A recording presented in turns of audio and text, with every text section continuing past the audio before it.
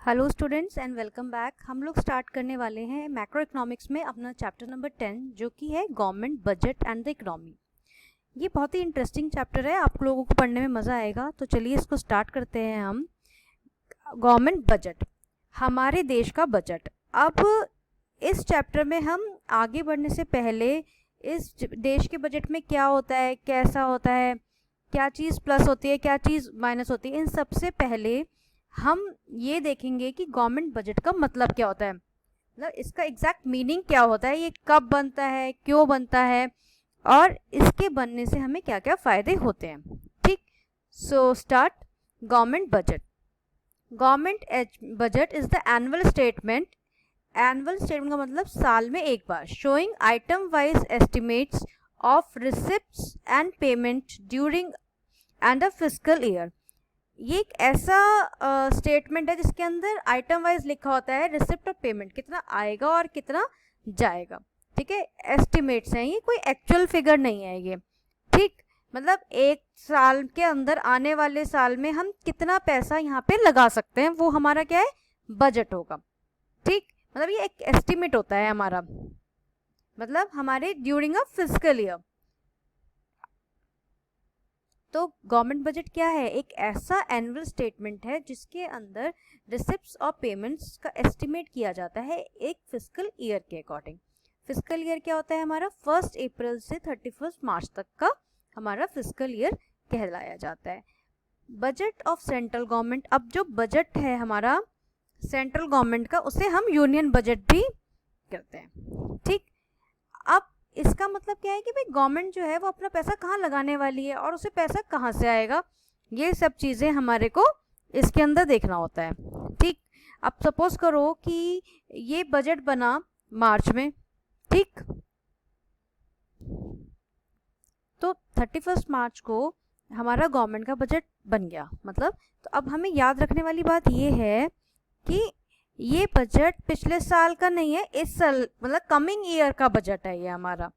ठीक है, मतलब आज हम फरवरी में बैठकर हम नेक्स्ट ईयर के लिए प्लान कर रहे हैं हम कि हम टैक्स रेट्स क्या होगा और ये सारी चीज़ें क्या क्या चेंजेस, किसमें रेलवे में क्या चेंज होना है या कुछ भी चीज़ें हैं, वो सारा आपका ये अभी से ही कैलकुलेट कर लेगा।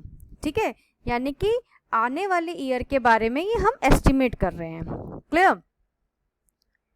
अब आप लोगों को लगेगा ये फिस्कल ईयर क्या होता है। ठीक, तो फिस्कल मैं बता चुकी हूँ 1 अप्रैल से 31 मार्च तक जो है फिस्कल ईयर, या फिर आप इसे फाइनेंशियल ईयर भी हम बोलते हैं।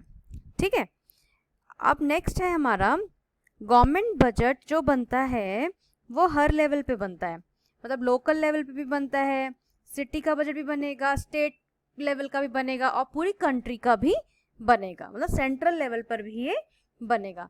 तो सारे लेवल्स पर हमारे गवर्नमेंट का बजट बनता है। ठीक, लेकिन हमारा जो हमारे चैप्टर में है वो सेंट्रल गवर्नमेंट का ही है बजट। ठीक है, हम पूरी इकोनॉमी की बात करेंगे तो हमें सेंट्रल बजट, सेंट्रल गवर्नमेंट का बजट हमें पढ़ना है, जिसको हम बोलते हैं यूनियन बजट। क्लियर, क्या बोलेंगे, यूनियन बजट। यूनियन बजट, ये आपको याद रखना है। ठीक, मतलब ये आपके क्वेश्चंस में आ सकता है, तो आपको ये चीज़ याद रखनी है। क्लियर। तो यूनियन बजट क्या होता है, जो सेंट्रल गवर्नमेंट बनाती है उसे यूनियन बजट कहते हैं। ठीक, in India budget is presented in the parliament on such a day president में डायरेक्ट। अब पार्लियामेंट में ही प्रेजेंट होता है हमारा जो बजट है, तो होता है। प्रेसिडेंट कब करते हैं वो कब बता सकते हैं, है ना, मतलब ये चीज़ें प्रेसिडेंट के हाथ में है, जब प्रेसिडेंट ने बोला है वो तभी प्रेजेंट करना होगा हमारा जो बजट है पार्लियामेंट के अंदर। ठीक है, अब नेक्स्ट आता है हमारा bye convention it is president on the last working day of February. मतलब अगर नहीं डिक्लेयर हुआ है तो वो ये कह सकते हैं कि जो भी फरवरी में जो भी लास्ट वर्किंग डे है उसमें आपका बजट आपको पेश करना होगा। ठीक है, the receipt and payment shown in the budget are not the actual figures but they are estimated values of coming fiscal year. अभी हमने बताया कि एक्चुअल तो होता नहीं है, ये तो एस्टिमेटेड होता है हमारा बजट। तो जो भी रिसिप्ट या पेमेंट की जो भी फिगर्स ली गई हैं वो सब हमारी एक एस्टिमेटेड फिगर होती है कमिंग ईयर के लिए, कमिंग फाइनेंशियल ईयर के लिए। क्लियर। अब जब हमारा बजट बन गया लेकिन अभी प्रेजेंट नहीं हुआ है, मतलब जब तक वो प्रेजेंट नहीं होगा तो जिन लोगों ने, जो कमेटी मेंबर्स ने वो बनाया है, उस दिन से वो लोग सारे के सारे लोग कॉमन पब्लिकली नहीं आएंगे, ठीक है, वो मतलब हाइड रहेंगे, ठीक है, मतलब सारे कनेक्शंस काट दिए जाएंगे। इसका मतलब जहाँ पे आप हो आप वहीं रहोगे, आप घर नहीं जाओगे, कोई फ़ोन कॉल्स नहीं, कुछ नहीं। वो इसलिए किया जाता है ताकि मतलब कहीं भी लीक ना हो कोई भी इन्फॉर्मेशन। मतलब मान लीजिए टैक्स बढ़ाना है तो वो ताकि दूसरों को ना बता दे, मतलब सब कुछ सीक्रेटली चलता है। जैसे आपने देखा होगा जब नोटबंदी हुई थी तो फिर क्या हुआ था कि मोदी जी ने एकदम सीक्रेट रखा था ये, है ना। तो वो क्या करते हैं कि इस तरह की सीक्रेसी मेंटेन करने के लिए ये चीज़ किया जाता है। क्लियर। अब हम देखते हैं ऑब्जेक्टिव्स ऑफ बजट, कि हमारे जो बजट है उसका ऑब्जेक्टिव क्या है। तो सबसे पहले क्या है, reallocation of resources. Reallocation of resources का मतलब क्या, कि हमें क्या चीज़ कहाँ पे लगानी है वो देखना। अब सपोज करो कि मान लीजिए कोई हॉस्पिटल बनाया, सरकारी हॉस्पिटल बन गया कि उसमें लोगों को फ्री इलाज होगा, तो भाई वहाँ पे वो हॉस्पिटल बनने में तो बहुत पैसा लगेगा, बन गया, लेकिन वहाँ से क्या कुछ भी रिटर्न मिलेगा, प्रॉफिट नहीं मिलेगा, है ना। और ऐसी चीज़ों को प्राइवेट कंपनी क्यों लेगी, क्योंकि प्राइवेट तो वहीं पे हाथ डालेगी जहाँ पे उसको प्रॉफिट मेकिंग नज़र आता है, ठीक। तो इन सारी चीज़ों को रीएलोकेट किया जाता है, तो वो क्या होता है हमारा रीएलोकेट ऑफ रिसोर्सेज, ठीक है। अब इसके बाद है हमारा कि भाई आपका जो मतलब गवर्नमेंट बजट क्यों बना, कि जो अपने रिसोर्सेज हैं हम उसको ही दोबारा से एलोकेट करें और हम उसके मतलब उसको बेटर कर सकें हम, ठीक है।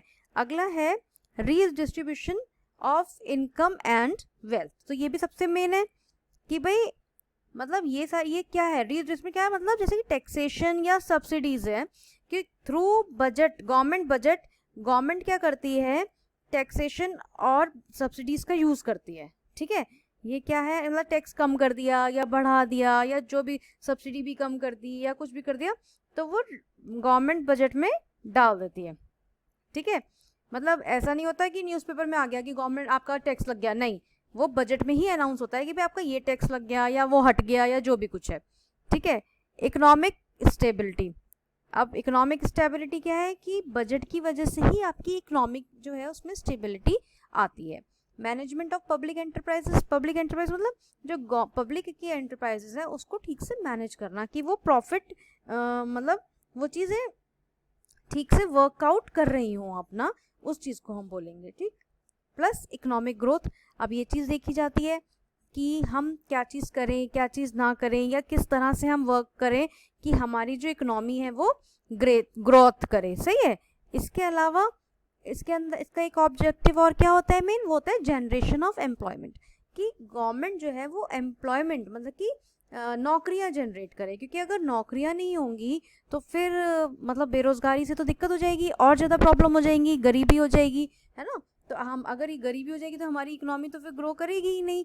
तो इसलिए ये भी चीज़ देखी जाती है कि वो कितना एम्प्लॉयमेंट जनरेट कर रही है, ठीक।